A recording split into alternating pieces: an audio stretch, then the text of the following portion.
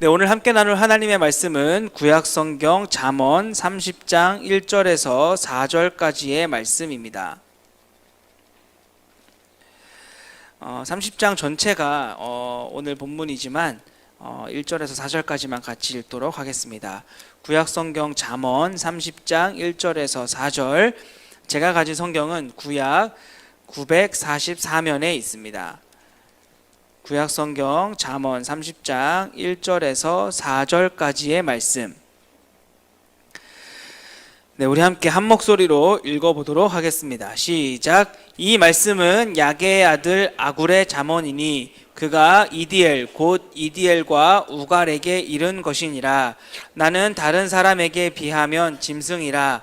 내게는 사람의 총명이 있지 아니하니라. 나는 지혜를 배우지 못하였고 또 거룩하신 자를 아는 지식이 없거니와 하늘에 올라갔다가 내려온 자가 누구인지, 바람을 그 장중에 모은 자가 누구인지, 물을 옷에 싼 자가 누구인지, 땅의 모든 끝을 정한 자가 누구인지, 그의 이름이 무엇인지, 그의 아들의 이름이 무엇인지 너는 아느냐. 아멘. 네, 혹시 자막으로 개역 한글이 나갔습니까? 네, 한번 확인해 주시면 감사하겠습니다. 네, 오늘 말씀을 좀 살펴보면 야게의 아들 아굴의 잠언이다 라고 기록을 하고 있고, 그 아굴이라고 하는 사람이 자신의 아들들, 그러니까 이디엘과 우갈에게 한 말이다 라고 기록을 하고 있습니다. 그런데 이 고대 히브리어는 모음이 없는 자음만 있는 글자라서 이 자음을 어떻게 읽느냐에 따라서, 또 자음을 어떻게 끊어 읽느냐에 따라서 여러 가지로 번역이 될 수 있는 그런 오묘한 언어입니다. 그러니까 우리 한글로 따지자면은 초성만 있는 거죠. 그래서 여러 가지 이제 그 말들이 나올 수 있는 것처럼 이 히브리어 또한 끊어 읽는 법에 따라서 그럴 수 있다라는 것입니다.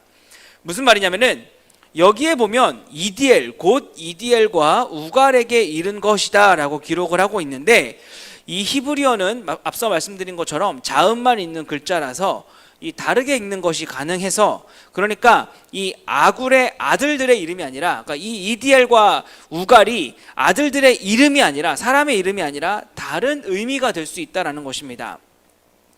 이디엘, 우갈이라고 하는 사람 이름이 다른 뜻으로도 읽힐 수 있다는 것이죠.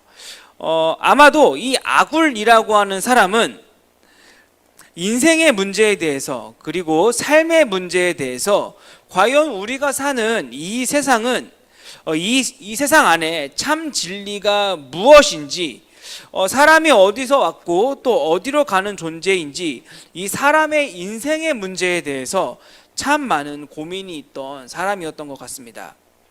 왜냐하면 이 아굴이라고 하는 사람의 그 이름의 뜻은 나는 나그네입니다 라는 뜻을 가지고 있기 때문입니다. 그는 이 사람의 인생이 마치 나그네와 같아서 어디서부터 왔는지, 그리고 도대체 어디서부터 오긴 왔는데 또 어디로 가는지, 그 다음은 어디 있는지, 그 도대체 어디로 가는지 알 길이 없기 때문에, 그래서 이 아굴이라고 하는 사람은 그 답답함에 진리를 찾고 있었던 것 같아요. 그래서 자신의 아들들의 이름을 각각 이디엘, 우갈이라고 지었습니다. 아마도 이 아굴이라고 하는 사람은 첫째 아들을 낳을 때까지만 해도 그 해답을 찾을 수 없었던 것 같아요. 왜냐하면 이 이디엘이라고 하는 사람의 이름은 이제 그 끊어 읽기에 따라서 하나님, 저는 피곤합니다 라고 읽을 수 있기 때문입니다. 사람의 인생이 이제 그 나그네와 같아서 어디에서 왔는지, 그리고 어디로 가는지 알 수가 없어서 그 진리를 탐구하고자 노력했던 아굴은 그 진리를 알 수가 없었기 때문에 첫째 아들의 이름을 이디엘이라고, 하나님, 나그네와 같이 사는 우리의 인생이 너무나도 피곤합니다 라고 이름을 지은 것이죠. 그러나 이 둘째 아들을 낳을 때에는 그는 어떤 깨달음이 있었던 것 같습니다. 그래서 둘째 아들의 이름을 우갈이라고 지었습니다. 이 우갈은 끊어 읽기에 따라서 다시 힘을 찾았습니다로 해석이 될 수 있습니다. 그러니까 오늘 잠언을 기록한 아굴은 우리 사람의 인생은 나그네와 같아서 어디서부터 왔는지 그리고 또 어디로 가는지 알 길이 없어서 너무나도 피곤한 삶을 살고 있지만, 어디서부터 와서 어디로 가는지 알 수 없는 인생이라서 너무나도 피곤하고 고난의 연속이지만, 그 답을 찾았기 때문에 이제는 다시 힘을 되찾았기 때문에 우리의 인생이 어디로부터 와서 어디로 가는지 알게 되었기 때문에 바로 자신이 찾은 그 인생의 해답을 자신의 아들들에게 소개하고 있는 것이지요. 자신의 아들들에게 자신이 깨달은 것을 너희도 좀 알았으면 좋겠다라고 하는 의미에서 오늘 이 잠언 30장 말씀을 기록한 것입니다. 과연 이 아굴이라고 하는 사람이 깨달은 이 인생의 해답, 이 인생의 정답은 과연 무엇인지 오늘 말씀을 함께 살펴보도록 오늘 말씀을 함께 살펴보도록 하겠습니다. 우리 2절부터 3절까지의 말씀을 같이 한번 좀 읽어보도록 하겠습니다. 2절 3절입니다. 시작. 나는 다른 사람에게 비하면 짐승이라 내게는 사람의 총명이 있지 아니하니라. 나는 지혜를 배우지 못하였고 또 거룩하신 자를 아는 지식이 없거니와. 아멘. 가능하시면은 개역 개정으로 좀 바꿔주세요. 네. 우리 사람은 내가 무엇을 알고 있는지를 말하고 또 그 알고 있는 것을 다른 이에게 알게 하는 것인데, 그러니까 누군가를 가르친다라고 했을 때 내가 알고 있는 것을 다른 사람에게 알게 하도록 하는 것이 우리 가르치는 방법인데, 일반적인 가르침의 방법인데, 이 아굴이라고 하는 사람의 교육법은 굉장히 독특합니다. 우리가 지금까지 살펴본 솔로몬의 잠언은 이 솔로몬이라고 하는 사람이 무엇을 알고 있는지, 내가 이것을 알고 이것을 안다라고 하면서 하나부터 열까지 자신이 알고 있는 것을 가르쳤다면, 이 아굴은 자신이 모르는 것이 무엇인지부터 말하고 있습니다. 먼저 자신은 다른 사람에 비하면 배움도 짧고 학벌도 좋지 않다라고 말하고 있습니다. 그리고 자신이 한 가지 더 남들에 비해서 모르는 것, 부족한 것이 있다고 말하면서 자연스럽게 그 시선을 사람이 아닌 하나님께로 돌리고 있는 것이죠. 우리 4절 말씀도 함께 읽어보도록 하겠습니다. 4절입니다. 시작. 하늘에 올라갔다가 내려온 자가 누구인지, 바람을 그 장중에 모은 자가 누구인지, 물을 옷에 싼 자가 누구인지, 땅의 모든 끝을 정한 자가 누구인지, 그의 이름이 무엇인지, 그의 아들의 이름이 무엇인지 너는 아느냐? 내가 잘 모르는 것이 하나가 있는데 바로 자연의 이치를 나는 잘 모르겠다라는 것입니다. 하늘에는 도대체 누가 있는지, 이 바람은 움직이는데 도대체 누가 움직이는지, 왜 움직이는지, 물을 모아서 구름이 되게 하는 것은 누가 가장 먼저 시작한 일이고 왜 이렇게 물이 서로 뭉치게 되는지, 땅에 경계가 있는데 그 경계는 도대체 누가 그은 것인지 나는 도무지 이 자연의 이치를 알 수가 없다라고 말하면서, 아굴은 자신의 아들들에게 그럼 너희는 아느냐라고 물으면서 자연스럽게 이 아굴의 아들들에게 하나님을 생각하게 만들고 있다라는 것입니다.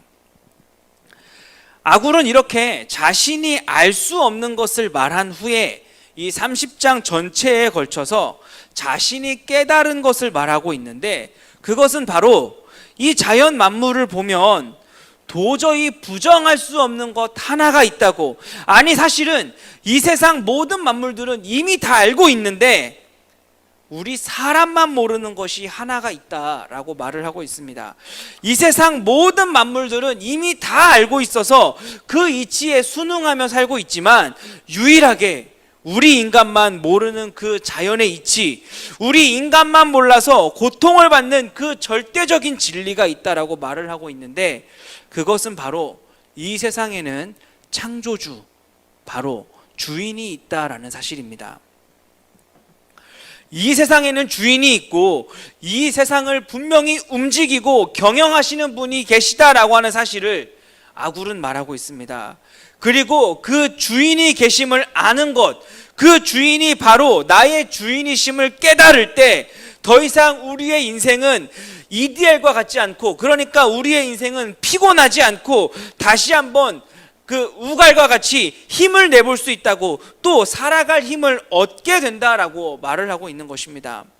그리고 이 창조주, 이 주인이 계심을 아는 것, 세상의 모든 것은 바로 그 창조주, 주인의 뜻이라고 하는 그 엄청나게 큰 경영 안에서 이루어지고 있는 것이기 때문에 결국 모든 지혜는 그 주인이 계심을 아는 것에서부터 시작한다라고 말하는 것이 또 우리가 지금까지 읽어온 바로 잠언 전체가 말하는 핵심 내용입니다.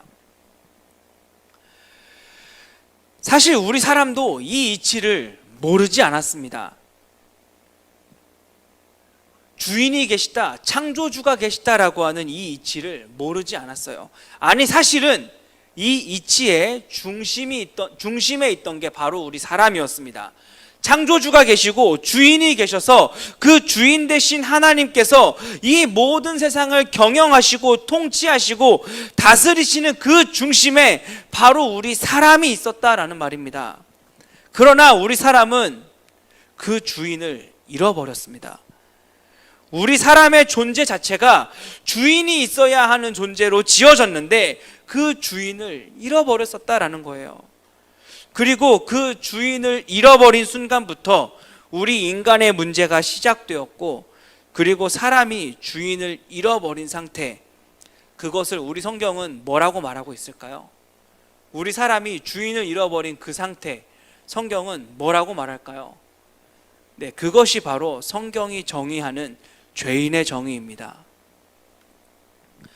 많은 사람들이 우리 사람을 가리켜 죄인이라고 할 때, 우리는 죄인입니다, 하나님 우리는 죄인입니다 라고 말할 때, 그때 말하는 죄인은 과거의 어느 시점에 어떤 나쁜 짓을 한 경험이 있는지를 생각을 합니다. 그래서 우리 모두는 죄인입니다 라고 말할 때, 그래 맞아, 내가 그때 그랬었지, 내가 그때 죄를 지었었지 라고 하면서 과거에 죄를 지었다라고 하는 사실에 동의한다라는 것이죠. 그러니까 사람들이 말하는 죄인, 우리가 흔히 생각하는 죄인, 그러니까 성경은 우리 사람을 죄인이라고 말하는데, 우리가 죄인인 이유를 죄를 지어본 적이 있다라고 하는 사실에 동의하는 것으로 우린 정의한다라는 말입니다. 하지만 성경은 우리가 죄를 지어서 죄인이라고 말하는 것이 아닙니다. 오히려 우리가 죄인이 되었기 때문에 죄를 지을 수밖에 없다라고 말을 합니다. 그러니까 죄를 지을 수밖에 없는 존재가 되었기 때문에 죄를 짓게 되었다고, 죄인이 된 것이 먼저고 그 죄인이 되었기 때문에 죄를 짓는다라고 말하고 있다는 것입니다. 물론 죄의 현상들도 하나님 앞에 분명한 죄입니다. 하지만 이것은 성경이 말하는 죄인의 정의가 아닙니다. 성경이 말하는 죄인의 정의는 죄 때문에 처음 상태를 잃어버리게 된 것, 죄 때문에 완전히 바뀌어버린 인간의 상태를 죄인이라고 하는 것입니다. 그것은 바로, 그 상태는 바로 주인을 잃어버린 상태입니다. 인간의 존재 자체가 앞서 말씀드린 것처럼 처음부터 주인이 있어서 그 주인에게 체험받도록 지어진 존재인데, 그 주인을 잃어버려서 공허해진 상태, 모든 것을 잃어버린 상태가 되었기 때문에, 그렇게 공허하기 때문에 죄를 짓는 것이라고, 채워지지 않기 때문에 죄를 짓는 것이라고 말을 하는 것입니다. 모든 것을 창조주이시자 주인이신 하나님께로부터 공급을 받았는데, 그렇게 하나님께 모든 것을 체험받아서 자유로웠는데, 부족함이 없었는데 주인을 잃어버리면서부터 그 모든 체험받던 것을 잃어버리게 된 것입니다. 이것이 성경이 말하는 죄인의 정의입니다. 처음 상태와 바뀌어 버렸다라는 거예요. 주인을 잃어버려서 그 어떤 것으로도 채울 수 없고 결국 죽음이라고 하는 비참한 결말을 맞는 상태가 된 것, 그것이 바로 성경이 말하는 죄인의 정의입니다. 그렇다면 우리 사람은 어떻게 해서 그 주인을 잃게 된 것일까요? 창조주이신 하나님께서 우리를 버리신 것일까요? 우리의 주인이신 하나님께서 우리를 버려버려서 우리가 주인이신 하나님을 잃고 모든 것을 잃게 된 것일까요? 우리 사람이 맨 처음 지은 죄에 대해서 여러분들은 어떻게 이해하고 계십니까? 정말로 하나님께서 하라고 하신 것을 하지 않았기 때문에, 순종하지 않았기 때문이라고 불순종한 것이 죄라고 생각하십니까? 그래서 하나님이 사람을 버리신 것이라고 생각하십니까? 그래서 사람에게 저주를 내리신 것이라고 생각하십니까? 하나님께서는 아담과 여자에게 선악과를 먹지 말라고 하셨는데, 여자가 보니까 너무 먹고 싶게 생겼어서, 탐스럽게 생겼어서, 지혜롭게 될 것 같아서 먹었는데, 하나님이 그걸 보시고 진노하셔서 내가 너희를 벌하고 너희 자손까지 벌하고 저주를 내려서 너희 모든 사람들을 벌하겠다라고 하신 것일까요? 하나님께서 자신의 권위를 보여주기 위해서 동산 중앙에 선악과를 두시고 절대로 먹지 말라고, 먹고 싶어도 탐스러워 보여도 지혜롭게 될 것 같아도 먹지 말라고 하셨는데, 여자가 너무 먹고 싶어서, 너무 탐스러워 보여서 지혜롭게 될 것 같아서 유혹에 넘어가서 먹은 것이 하나님께 진노할 것이 되어서, 내가 먹지 말라면 먹지 말아야지 네가 어떻게 감히 그걸 먹어? 라고 하면서 우리 인간에게 저주를 내리셔서 괘씸해서 너뿐만 아니라 너희 자손들까지도 다 저주를 받으라고, 너뿐만 아니라 너와 관련된 모든 생물들까지도 다 저주를 받으라고 하신 것이라면 우리 하나님 너무 잔인하지 않습니까? 먹을 수도 있는 것 아닙니까? 먹을 수 있는 위치에 두고선 왜 먹었다라고 사람을 저주하느냐는 말입니다. 이 불순종이라고 하는 죄는 단순히 하라는 것을 하지 않고 하지 말라는 것을 해서의 문제가 있는 것이 아닙니다. 물론 그 자체도 문제이긴 하지만 그 안에 더 큰 문제가 들어있다라는 것입니다. 우리 함께 창세기 3장 1절을 같이 읽어보도록 하겠습니다. 창세기 3장 1절입니다. 시작. 그런데 사탄은 여호와 하나님이 지으신 들짐승 중에 가장 간교하니라. 뱀이 여자에게 물어 이르되 하나님이 참으로 너희에게 동산 모든 나무의 열매를 먹지 말라 하시더냐. 사탄이 여자에게 물었어요. 하나님이 정말로 너희에게 동산 모든 나무의 열매를 먹지 말라 하셨습니까? 여자가 대답합니다. 아니요, 다 먹으라고 하셨지만 동산 중앙의 열매만 먹지 말라고 하셨습니다. 그걸 먹으면 죽을까 한다라고 하셨습니다. 그 대답을 들은 사탄이 말합니다. 아닙니다. 여러분들은 결코 죽지 않습니다. 사실은 여러분들이 그걸 먹으면 선과 악을 아는 일에 눈이 밝아져서 하나님처럼 될까봐 하나님이 여러분들에게 먹지 말라고 하신 것입니다. 여러분들이 하나님처럼 될까봐, 하나님은 한 분이어야 되는데 여러분들도 하나님처럼 될까봐 먹지 말라고 하신 겁니다. 그러니까 지금 사탄은 이 여자에게 너 선악과 때문에 자유롭지 않지? 너 선악과 때문에 모든 걸 다 마음대로 할 수 없지? 라고 물어본 겁니다. 사탄은 여자에게 모든 걸 자유롭게 할 수 없다라고 말하지만 사실 정반대였습니다. 여자는 모든 것을 자유롭게 할 수 있었습니다. 그리고 선악과는 바로 자신에게 그 자유가 있다라고 하는, 하나님께서 나에게 모든 것을 마음대로 할 수 있는, 반대로 나에게 모든 것을 주셨다라고 하는, 생명도 하나님이시고 동산의 모든 것을 주신 것도 하나님이시고 내게 있는 생명도, 동산의 모든 것도, 내가 숨쉬는 그 모든 호흡들까지도 하나님의 것이지만 그 모든 것을 내게 맡겨주셨다라고 하는 의미로 나에게 모든 복, 하나님의 모든 것을 나에게 맡겨주셨다라고 하는, 그렇게 나와 하나님 사이에 맺은 언약의 징표, 계약서와 같은 것이 바로 이 선악과였는데, 그 선악과를 따먹지 않는 이상, 그러니까 그 계약서를 찢어버려서 취소하지 않는 이상 여자는 자유로운 것이었습니다. 왜냐하면 나의 주인이신 하나님이 내게 모든 것을 허락하셨기 때문입니다. 하지만 이 사탄이 여자에게 와서 하는 말은 마치 그 계약서의 내용이 잘못된 것처럼, 마치 하나님을 주인으로 인정하고 그 주인 대신 하나님의 백성으로 살아가는 것, 주인 대신 하나님의 피조물로 살아가는 것을 자유롭지 않은 것처럼 느끼게 했다라는 말입니다. 하나님만 아니면 너도 자유로울 수 있는데, 너도 하나님과 똑같은 존재인데 마치 하나님이 그 사실을 숨기시고 있는 것처럼, 이 세상의 모든 것을 다 주는 것처럼 보이지만 사실은 그것이 거짓말인 것처럼, 원래 너희 것인데 하나님이 그것을 독차지하신 것처럼 속여서 주인이신 하나님을 인색하고 속이는 것처럼 생각하게 만들었다라는 것입니다. 사람이 하나님께 지은 죄는 바로 이것입니다. 아담과 여자가 선악과를 따먹은 이유는 바로 내가 주인이 되고 싶었던 것입니다. 하나님께서 선악과를 동산 중앙에 두셨던 것은 바로 피조물이 스스로의 의지를 가지고 하나님이라고 하는 참 주인이신 창조주와 사람이라고 하는 그 피조물의 관계를 스스로 의지를 가지고 지키시기를 원하셨기 때문입니다. 하나님께서는 그들의 주인이 되셔서 그들에게 영원한 자유를 주시고 자신에게 속한 모든 복을 마음대로 활용할 수 있도록 해주시고, 아담과 그의 자손들이 영원히 하나님 안에서 그 자유를 영원히 누리기를 원하셨던 것입니다. 이 약속의 증거, 이 약속의 계약서가, 하나님의 모든 복이 바로 인간의 것이라고 하는 그 계약서가 바로 이 선악과였다라는 말입니다.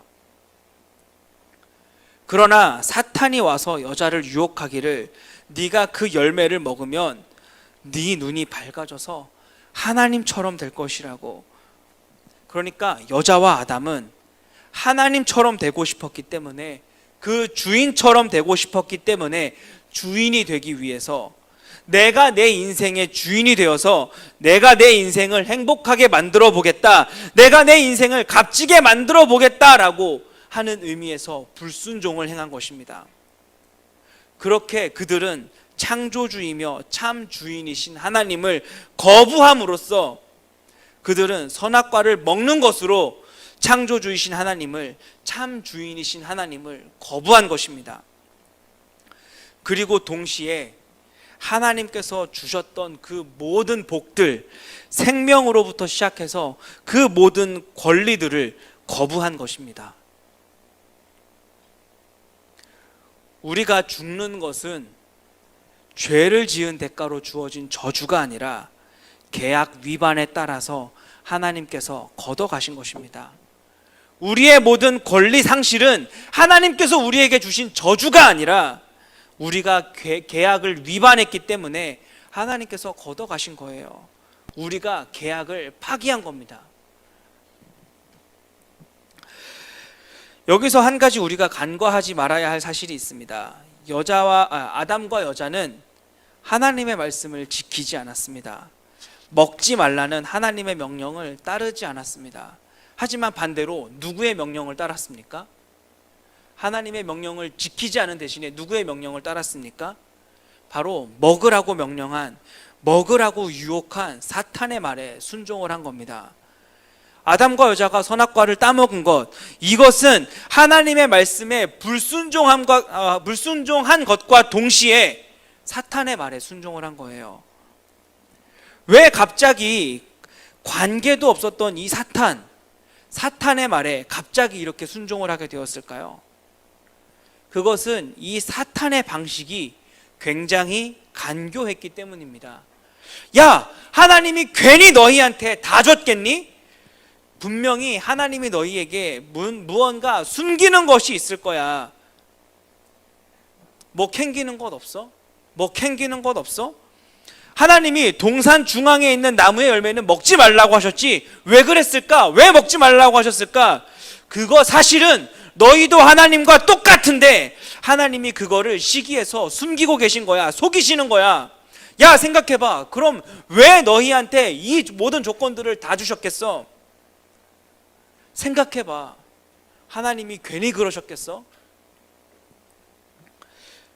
사탄은 여자에게 진실을 알려주는 것처럼 속이니까 여자의 마음이 급격하게 흔들렸던 것입니다. 사탄은 자신이 열매를 따서 우리에게 먹이지 않았습니다. 우리의 마음, 우리의 신뢰를 흔들어서, 하나님을 향한 우리의 신뢰를 흔들어서 서로 무너지고 해치고 파하도록 만들 뿐입니다. 우리는 이 사탄의 공격 방식을 좀 알 필요가 있습니다. 사탄은 하나님과 사람의 사이, 사람과 사람의 사이에 그 신뢰를 흔들어 놓을 뿐 절대로 자기 자신이 직접 범죄를 저지르지 않습니다. 결국 사람은 하나님을 향한 신뢰가 무너져서 반대로 사탄을 신뢰하게 되었고, 사탄의 말을 따라서 이 선악과를 먹게 된 것입니다. 하나님을 신뢰하지 않고 사탄을, 나에게 진실을 말해주는 것 같은 사탄을 신뢰하게 된 것입니다. 하지만 여기서 문제가 하나가 있죠. 사탄은 절대로 주인이 될 수 있는 능력이 없습니다. 그에게는 주인이 될 수 있는 능력 자체가 없기 때문에 흔들고 무너지게 하고 해치게 하고 파괴하는 것 뿐이죠. 다시 말해, 사람은 하나님 대신에 다른 주인을 선택했는데 그 주인에게는 주인이 될 수 있는 능력이 없는 거예요. 그래서 그 길로 주인을 잃어버리게 된 것입니다. 주인이 되고자 했으나 스스로 주인이 될 수 없음을 깨달았고, 사탄도, 자신들이 선택한 그 사탄도 주인이 될 수가 없던 것입니다. 사람은 그렇게 주인을 잃어버리게 된 겁니다. 오늘 본문에서 아굴이 말하는 것은 세상의 모든 피조물의 주인은 하나님이라서 그들의 질서를 놓고 기초를 놓고 그 모든 경영을 하시는 주인이 있는데, 그래서 그 모든 피조물들은 그 주인의 경영에 순종하며 살아가는데, 하늘을 날고 있는 독수리를 주관하시는 분도 하나님이셔서 그 독수리가 어디서 오고 어디서 가는 것을 아시는 분도 주인이신 하나님 뿐이시고, 뱀이 오가는 길도 주관하시는 분이 하나님이시고, 바다 위를 지나간 배의 자치까지도 그 넓은 바다를 주관하시고 아시는 분이 하나님이신데, 심지어는 남자와 여자가 사랑을 할 때 그 감정이 어디에서부터 오고 어디로 가는지도 아시는 분이 바로 우리 하나님이신데, 아무도 보지 않을 때 우리 사람의 모든 행적도 지켜보시는 분이 바로 우리 하나님이신데, 우리 사람만, 이 세상의 모든 피조물들은 다 알고 있지만 우리 사람만 그 주인을 몰라서, 아니 주인을 알고 있음에도 불구하고 그 주인을 거부해서 피곤한 인생을 살아가고 있음을, 거머리와 같이 채워도 부족하고 공허한 인생을 살고 있고 만족할 줄 모르는 삶, 아니 만족할 수 없는 삶을 살고 있다라고 아굴은 자신의 아들들에게 말하고 있는 거예요. 중요한 것은 누가 내 인생의 주인인가, 누가 내 주인인가입니다. 내 인생의 주인이 나인가, 하나님이신가? 나의 주인이 나인가, 하나님이신가입니다. 내가 어떻게 한번 내 인생을 멋있게 만들어 보겠다 하는 것인데, 우리 인간이 연약하다라는 거예요. 혼자 발버둥 쳐도 넘을 수 없는 선, 넘을 수 없는 벽, 한계가 있다라는 것입니다. 그래서 결국 누군가 내 손을 좀 잡아줬으면, 누군가 나를 좀 끌어줬으면, 누군가가 이 문제를 좀 해결해줬으면 해서 우리가 찾는 것이 바로 부처를 찾고 알라를 찾는 것입니다. 누군가가 내 인생을 좀 끌어줬으면 할 때 우린 누굴 찾아야 합니까? 하나님입니까? 만약 그런 목적으로 하나님을 찾고 예수님을 찾는 것이라면 저는 그 사람을 보고 와 정말로 신앙생활 잘하시는 분입니다 라고 말하지 않겠습니다. 와 정말로 믿음이 좋다라고 말하지 않겠습니다. 왜냐하면 결국 그 인생의 주인은 자기 자신이기 때문입니다. 자기 인생의 주인은 여전히 자기 자신이고, 하나님을, 예수님을 자신이 뭔가 해보려고 하는 것에 수단과 도구로 이용하는 것밖에 되지 않기 때문에 그렇습니다. 여러분들은 혹시 이 죄라고 하는 말의 히브리어 원어에 대해서 알고 계십니까? 이 죄를 가리키는 히브리어 원어는 관역에서 벗어났다라고 하는 뜻입니다. 여러분, 관역을 벗어나면 몇 점입니까? 관역이 여기 있는데 관역을 벗어나면 몇 점입니까? 빵점인가요? 아닙니다. 관역에서 벗어나면 무조건 10점입니다. 아무렇게나 쏘고 아무데나 쏘고 내가 거기에 맞춰서 관역을 그리기 때문에 주인이신 하나님께서 그려놓은 관역에 맞춰서 내가 그 관역을 향해 10점을 향해 쏘려고 노력하는 것이 아니라 아무렇게나 쏘고 아무데나 쏜 다음에 거기에 내가 원하는 모양의 관역을 그려넣는 것, 그것이 관역을 벗어났다라고 말하는 히브리어 원어가 가리키는 죄라는 뜻입니다. 모든 피조물들은 하나님이 그려놓으신 그 관역에 집중하고 있는데, 그리고 그 관역에 맞추려고 하는데 오직 우리 사람만 내가 주인이 되고 싶어서 내 중심으로 생각하고 이해하고 판단하는 주인을 잃어버린 상태라는 말입니다. 제가 인도네시아에 단기 선교를 갔을 때입니다. 저는 선교 기간 동안에, 그러니까 우리 팀은 그 선교 기간 동안에 좋은 날씨를 하나님께서 허락해 주셔서 너무 더워서 우리 선교팀이 지치지 않게 해달라고 기도했고, 비가 오지 않아서 우리가 계획했던 모든 일정들을 다 소화할 수 있게 해달라고 기도를 하고 선교지에 갔습니다. 그리고 한국에 있는 그 우리 교회 성도님들에게도 제발 이 기도 제목을 가지고 기도해 주십시오라고 하고 선교지에 갔습니다. 어떻게 됐을까요? 하나님께서는 너무나도 감사하게도 우리의 기도를 응답해 주셔서 시원한 날씨를 허락하셨고, 우리가 인도네시아에 있는 동안 단 하루도 비가 오지 않았습니다. 저희에겐 정말 너무나도 감사한 기도 제목이었지만, 그렇게 기도를 했다라고 하는 우리를 향해 선교사님께서는 이렇게 말씀하셨습니다. 너희가 기도하는 기도 제목이 인도네시아 사람들에겐 얼마나 치명적인지 아느냐고. 너희가 기도하는 기도 제목은 인도네시아 사람들 모두 감기에 걸리게 해달라고 하는 기도와 같다라고 말씀하셨습니다. 그리고 그때 그 선교사님께서 해주신 말씀이 제게 그 사람이 주인을 잃었다라고 하는 말을 이해하는데 큰 도움이 되었습니다. 무슨 말이냐면, 하나님께서 하신 일조차도, 하나님께서 우리의 기도를 들어주시는 것조차도, 그러니까 내 힘으로 한 것이 아님에도 불구하고 그 판단의 기준은 나에게 있다라는 것입니다.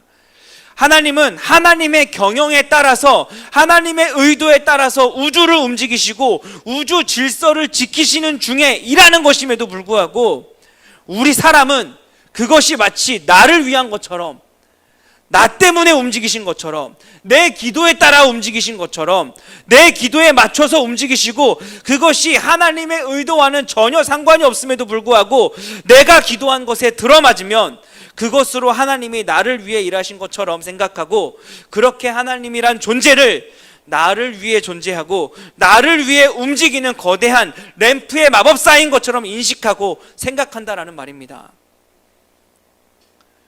결국엔 내가 주인이고 내가 중심이어서 나는 고작 내 눈으로 보이는 세상을 기준 삼아 이 세상을 판단하고 마치 그 위로만 보이는 하늘이 전부인 것처럼, 나를 둘러싸고 있는 이 세상이 전부인 것처럼, 여전히 창조주이시며 주인이신 하나님의 손바닥 안에 있음에도 불구하고 마치 내 손바닥으로 하나님을 가리려고 하는 것, 여전히 하나님의 손바닥 안에 있으면서도 내 손바닥으로 하나님을 헤아리려고 하는 것, 그것이 사람이더라는 말입니다. 그것이 주인을 잃어버린 사람의 모습이더라는 말입니다. 그래서 하나님은 하나님의 경영 속에서 움직이신 것인데, 하나님의 위대한 경영 속에서 나에게 허락하신 일인데, 마치 그런 하나님의 일을 그저 내 두 눈 속에 가둬둔다면, 그래서 그 판단하는 기준이 결국 내 두 눈 앞에 펼쳐지는 일들이라면, 우리의 신앙생활이 항상 이와 같다면 감히 단호하게 말하겠습니다. 우린 하나님 믿는 거 아닙니다. 우리의 신앙생활이 고작 그 정도라면 우리는 예수님 믿는 거 아닙니다. 하나님이라고 하는 우상을 믿는 것이고 예수님이라고 하는 우상을 믿는 것과 다르지 않습니다. 아굴은 자신의 아들들이 이것을 깨닫기를 원했습니다. 그리고 잠언을 편집한 기자들도 이스라엘 사람들이, 그리고 예수님을 그리스도라고 고백하는 하나님의 백성들이 이 사실을 알기를 원했습니다. 하나님이 주인이시다. 하나님이 창조주이시다. 그리고 그가 이 세상을 경영하신다. 온 우주라고 하는 거대한 톱니바퀴를 움직이심으로 세상의 그 무엇도 역행할 수 없는 흐름을 주도하시지만 뿐만 아니라 땅에 작지만 지혜가 있어서 여름에 먹을 것을 준비하도록 개미들을 움직이고 계시고, 임금이 없지만 때를 지어서 이동하도록 메뚜기들의 오고 감을 주관하시고, 철저한 보안 속에서도 자유롭게 오가는 도마뱀의 그 살고 죽는 일들까지, 그 지극히 작은 질서들까지도 하나님께 속하여 있다라고 하는 사실을 알기를 바랬습니다. 왜냐하면 사람만 모르기 때문에, 사람만 그 주인을 잃어서 그 주인을 알면서도 무시하고 거부하지만 절대 거스를 수 없는 그분은 창조주이시자 주인이시기 때문에 아굴은 자신의 아들들이 이것을 알기를 바랐고, 잠언의 편집자들은 하나님의 백성들이 이 사실을 알기를 원했습니다. 사랑하는 미커 여러분, 여러분들의 주인은 누구이십니까? 요즘 많은 청년들이 자신의 인생을 행복하게, 값지게, 만족스러운 삶을 살기 위해서 자의나 타의로 상당한 노력을 하면서 삽니다. 남들보다 더 잘해야 내가 원하는 대학에 갈 수 있고, 남들보다 뛰어나야 내가 남들보다 더 좋은 환경의 직장에 갈 수 있습니다. 여고생의 경우 1시간 더 공부하면 미래에 내 남편의 직장이 바뀐다라고 했고, 남고생의 경우 1시간 더 공부하면 미래에 내 아내의 미모가 바뀐다라고 했어요. 남들 하는 것보다 다 해봐야 하고, 그리고 그보다 더 많이 해야 합니다. 그러다 보니 자연스럽게 우리가 하는 기도가 무엇이냐면, 하나님 저 좀 대학에 보내주십시오. 하나님 저 좀 취업시켜 주십시오. 하나님 저 좀 결혼하게 해주십시오. 하나님 이거 주시면 제가 정말 하나님을 위해서 헌신적인 삶을 살겠습니다. 하나님 이것을 저에게 허락해 주신다면 제가 하나님께 제 삶을 바치겠습니다 라고 기도한다라는 것이죠. 하지만 이 기도들 잘 생각해 보십시오. 어떤 기도들입니까? 하나님 저 좀 잘 살아보고 싶으니까, 저 좀 멋지게 살아보고 싶으니까, 하나님 저 좀 행복하게 살아보고 싶으니까 좀 도와주십시오. 이 기도는 결국 내가 주인인 기도입니다. 진지하게 고민해 보십시오. 여러분은 과연 여러분의 주인이신 하나님을 얼마나 자랑하고, 하나님으로 인해 얼마나 행복해하고, 하나님으로 인해 얼마나 만족해하며 살고 계십니까? 진짜 여러분의 삶에 누가 주인이십니까? 내가 주인입니까? 아니면 나를 지으신 분, 이 우주를 지으신 분, 바로 창조주 하나님이십니까? 제가 여러분들께 하고 싶은 말은, 그러니까 좋은 대학 가는 거 필요 없다라는 말을 하는 것이 아닙니다. 좋은 직장 가고 높은 연봉 받을 필요 없다는 말을 하는 것이 아닙니다. 좋은 사람 만나서 좋은 가정 이룰 필요가 없다는 말을 하는 것이 아닙니다. 결국 이 세상의 주인, 나의 참 주인을 만나지 못한다면 아무런 소용이 없다라는 말을 하는 것입니다. 나의 주인이 계심을 깨닫고 나의 주인이심을 고백하는 것이, 하나님이 나의 주인이심을 고백하는 것이 먼저라는 말을 하는 것입니다. 당연히 우리는 최선을 다해 살아야 하고 열심히 살아야 합니다. 더 편한 것을 누릴 수 있다면 누려야 하고, 삶의 질을 높일 수 있다면 높여야 하겠지만, 하지만 열심과 최선을 다하는 가운데 우리가 반드시 놓치지 말아야 하는 것이 있다면, 우리의 중심에 흔들리지 말고 타협되지 말아야 하는 것이 있다면 바로 하나님이 나의 주인이십니다. 바로 이 고백입니다.